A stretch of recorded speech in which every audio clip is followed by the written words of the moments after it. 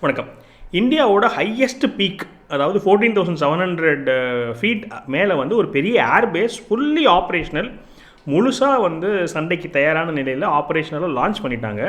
இது இந்தியாவோட டிஃபென்ஸில் ஒரு மிகப்பெரிய விஷயம். சைனாவோட பார்டரில் எல்ஏசி பக்கத்தில் அது எவ்வளோ பெரிய விஷயம், அதில் என்னெல்லாம் முக்கியத்துவம் இருக்குது, அது ஏன் இவ்வளோ நாளாக பண்ணாமல் இருந்தாங்க, 75 வருஷமாக எப்படி பண்ணாமல் இருந்தாங்க, இதெல்லாம் வந்து டீட்டெயிலாக இந்த வீடியோவில் பார்க்க போகிறோம். ரொம்ப முக்கியமான ஒரு அப்டேட்டு.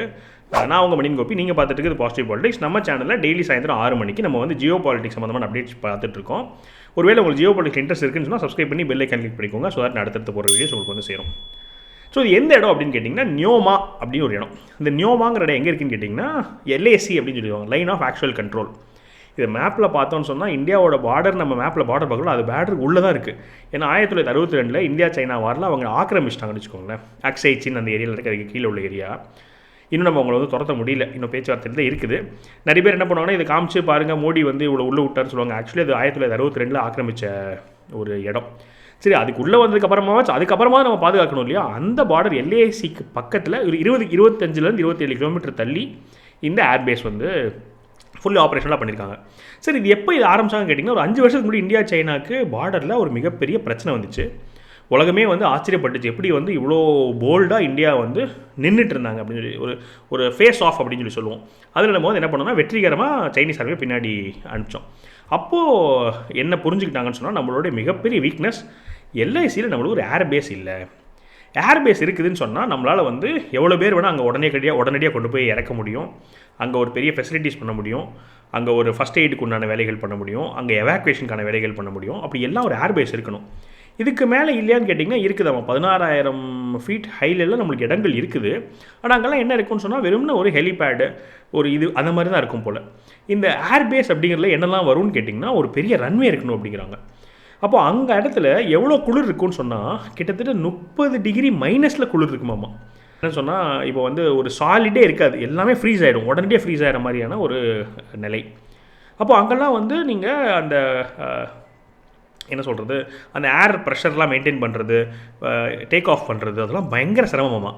அப்போ நார்மலாக உங்களுக்கு சின்ன ரன்வே இருந்தால் போதும். இந்த மாதிரி ஹை ஆல்டிடியூட்லாம் இவங்க எவ்வளோ கிலோமீட்டர் ரன்வே பண்ணியிருக்காங்கன்னு கேட்டு பிரமிச்சு போயிட்டேன். 3 கிலோமீட்டர் ரன்வே அம்மா. ஸோ இப்போ இந்த நம்ம பார்த்துட்டு இருக்க நியோமாவோடைய ஏர்பேஸில் 3 கிலோமீட்டர் லென்த் ரன்வே. அவ்வளோ தூரம் போனால் தான் அவங்களால வந்து என்ன பண்ண முடியுமாமா, அந்த ப்ரெஷருக்கு டேக் ஆஃப் பண்ண முடியுமா, அதை வந்து பில்டு பண்ணிட்டாங்க. இது யார் பண்ணாங்க கேட்டிங்கன்னா பார்டர் ரோடு ஆர்கனைசேஷன் சொல்லிட்டு நம்மளுடைய இந்த மாதிரி இடங்கள்லாம் வந்து பண்ணக்கூடிய ஒரு அமைப்பு, பிஆர்ஓ அப்படின்னு சொல்லிட்டு இந்த அமைப்பு இதில் ஒரு ஸ்பெஷாலிட்டி பண்ணியிருக்காங்க. இதெல்லாம் கேட்கும்போது தான் நம்மளுக்கு வந்து எவ்வளோ முக்கியத்துவம், மோடிஜி வந்து எவ்வளோ நுணுக்கமாக வந்து இதெல்லாம் கவனிக்கிறாருன்னு நம்மளுக்கு தெரியுது. என்ன முக்கியத்துவம் கேட்டிங்கன்னா, இப்போ ரீசெண்டாக பகல்காம் அட்டாக் நடக்கும்போது ஆப்ரேஷன் சிந்தூர் பற்றி ஒரு ப்ரெஸ் கான்ஃபரன்ஸ் நடந்துச்சு. அந்த ப்ரெஸ் கான்ஃபரன்ஸ் யார் பண்ணாங்கன்னு கேட்டிங்கன்னா 2 ஃபீமேல் ஆஃபீஸர்ஸ் பண்ணியிருந்தாங்க. அந்த 2 ஃபீமேல் ஆஃபீஸர்ஸுமே மைனாரிட்டி கம்யூனிட்டிலேருந்து இருக்கிற 2 ஃபீமேல் ஆஃபீஸர்ஸ் வந்து ப்ரெஸ் கான்ஃபரன்ஸ் பண்ண வச்சுருந்தாங்க. அதெல்லாம் சிம்பாலிக்காக பண்ணுறது தானே. அதே போல் இந்த ஹை ஆல்டிடியூடில் ஃபஸ்ட் டைம் நம்ம நாட்டிலே இவ்வளோ ஹை ஆல்டிடியூடில் ஒரு ஏர்பேஸ் பில்ட் பண்ணியிருக்காங்க. அந்த பில்டு பண்ணதில் ஒரு பெரிய பெட்டாலியன் பிஆர்ஓலேருந்து உமன் ஒன்லி இன்ஜினியர்ஸ் பண்ணாங்களாமா.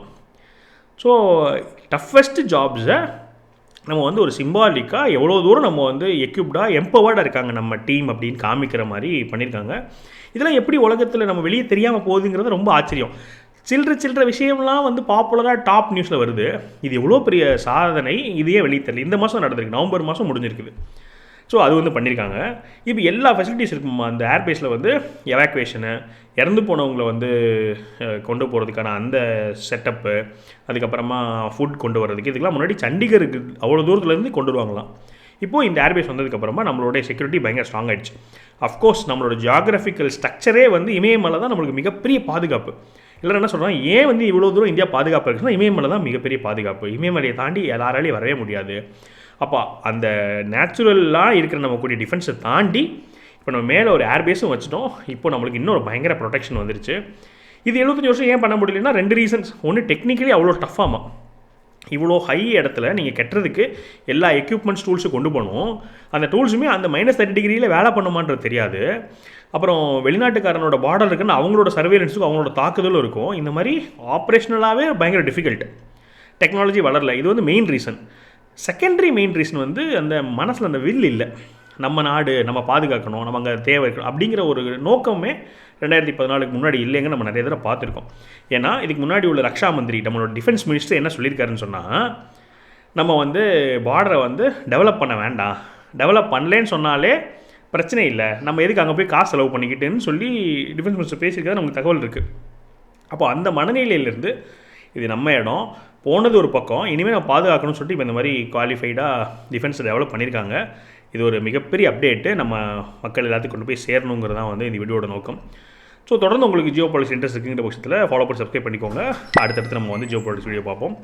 மேலும் ஒரு பாசிட்டிவ் வீடியோ சந்திக்கிறேன். வணக்கம்.